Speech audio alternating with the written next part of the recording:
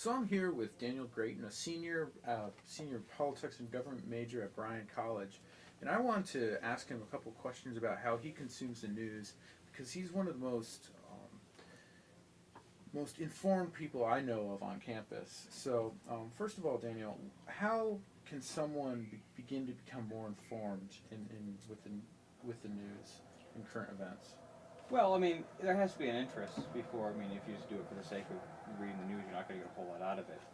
But I think finding an area that you're maybe a little more interested, whether it's more local news or national news or even world news, and concentrating on a more specific area, and just finding a outlet that provides a wide range of topics and stories in that area. So read And what then you're interested in. read what you're interested in, yeah. And so just, it doesn't have to be a lot. Just set aside a few minutes each day, maybe, or throughout the day.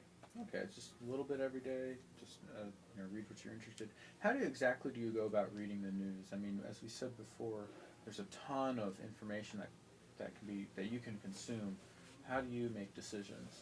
Well, like I mentioned, websites like the Drudge Report that put a lot of news, various topics in the same place, and you can just see headlines and choose whether that's a story you're interested in or not.